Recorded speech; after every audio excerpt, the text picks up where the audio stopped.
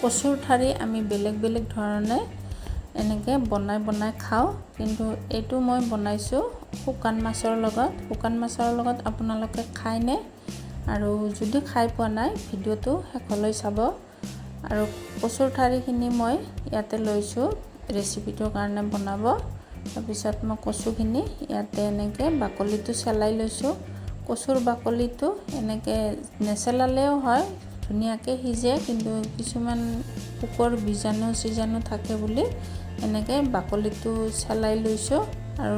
আৰু চেনেলটোত যদি আপোনালোকে প্ৰথমবাৰ আহিছে চেনেলটো ছাবস্ক্ৰাইব কৰি ল'ব, মোৰ এটা ৰিকুৱেষ্ট থাকিলে আপোনালোকৰ ওচৰত। আৰু এই সৰু চেনেলটো আপোনালোকৰ এটা ছাবস্ক্ৰাইবে বহুতখিনি সহায়ক হ'ব। আপোনালোকক মই এইখিনি ৰিকুৱেষ্ট কৰিলোঁ।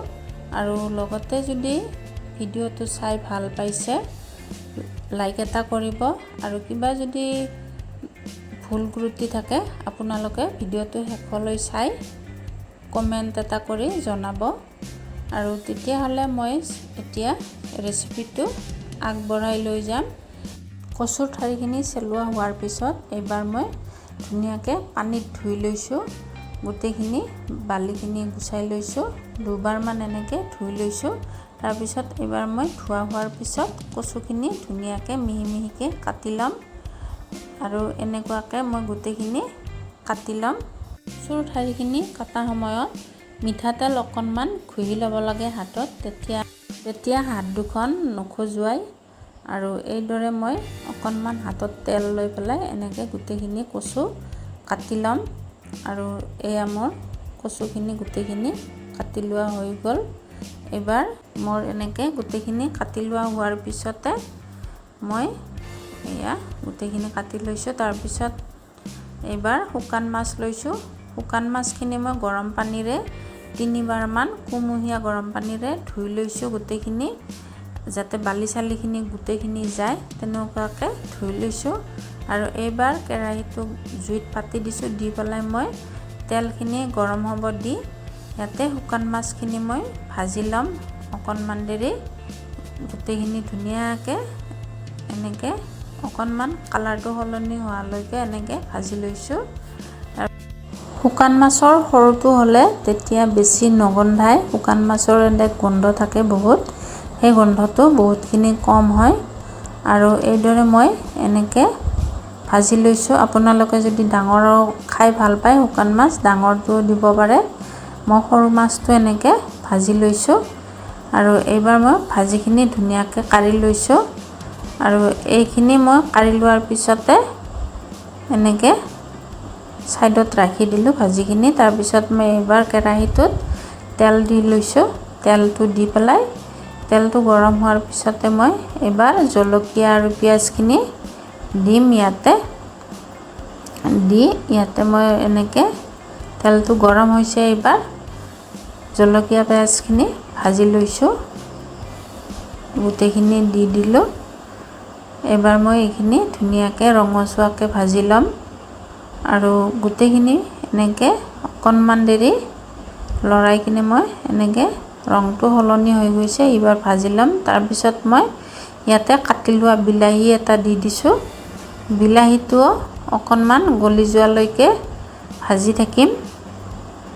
তাৰপিছত এইখিনি মই এনেকৈ অলপ দেৰি ভজাৰ পিছত বিলাহীখিনি গলি যোৱাৰ নিচিনা হৈছে। ইয়াতে মই ৰং গুড়াটো দি দিছোঁ।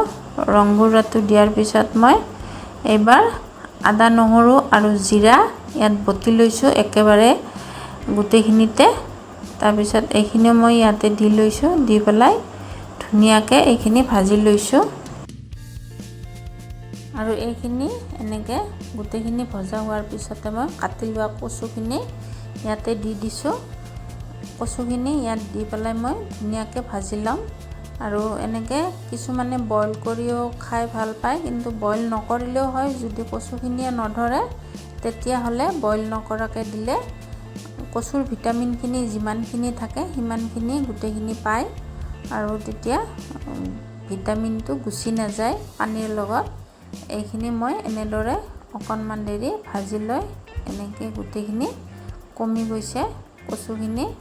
এইবাৰ মোৰ এইখিনি এনেকৈ ভজা হোৱাৰ পিছতে ইয়াত সোৱাদ অনুযায়ী নিমখটো দি লৈছোঁ। নিমখটো দি পেলাই মই অকণমান দেৰি এনেকৈ গোটেইখিনি মিলাই লৈছোঁ। কচুখিনিত নিমখখিনি মিলাই লোৱাৰ পিছতে এইবাৰ মই কচুখিনি এনেকৈ ধুনীয়াকৈ ৰাখি দিছোঁ। দি পেলাই ভাজি লোৱা শুকান মাছখিনি এনেকৈ চাৰিওপিনে ছিটাই দিছোঁ। দি ইয়াতে মই ঢাকনিখন লগাই দিছোঁ। ঢাকনিখন দি পেলাই ইয়াত মই অকণমান দেৰি ৰাখি দিছোঁ। যেতিয়ালৈকে কচুৰ পানীটো শুহি নাযায় তেতিয়ালৈকে এনেকৈ ৰাখি দিছোঁ।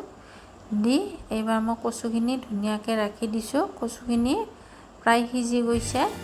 এইবাৰ মই গোটেইখিনি শুকান মাছৰ লগত এনেকৈ গোটেইখিনি মিলাই লৈছোঁ।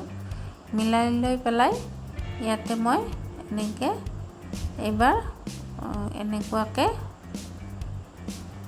খন্তিখনেৰে থেকেচি দিম বা কৰচ এখনেৰে থেকেচি দিলেও হ'ব। তেতিয়া গোটেইখিনি ধুনীয়াকৈ কচুখিনি মিহি হৈ যায় আৰু খাবও খুব সোৱাদ হয় মাছখিনিৰ লগত। মাছটো যিহেতু কটা নাথাকে সেইকাৰণে গোটেইখিনি মই এনেকৈ মিলাই লৈছোঁ। আৰু এইখিনি এনেকুৱাকৈ থেকেচি দিয়াৰ পিছত গোটেইখিনি কচু হৈ গৈছে ৰেডি। আৰু এইখিনি এনেকুৱা হোৱাত মই গোটেইখিনি কচুখিনি নমাই ল'ম।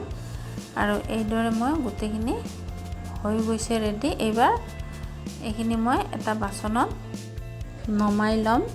আৰু এই কচুখিনি মই এনেদৰে নমাই লৈছোঁ। এই কচুখিনি এতিয়া এনেকৈ নমাই লোৱাৰ পিছত মোৰ খাবৰ কাৰণে ৰেডি হৈ যাব। আৰু আপোনালোকে এই ভিডিঅ'টো ইমান দেৰিলৈকে চাই থকাৰ বাবে ধন্যবাদ। আৰু এয়া মোৰ কচুখিনি ৰেডি হৈ গৈছে। খাব খুব সোৱাদ হয় এনেকৈ বনালে। খাই ভাল পালে কমেণ্ট এটা কৰিব। তেতিয়াহ'লে আজিলৈ ৰাখিছোঁ। ধন্যবাদ।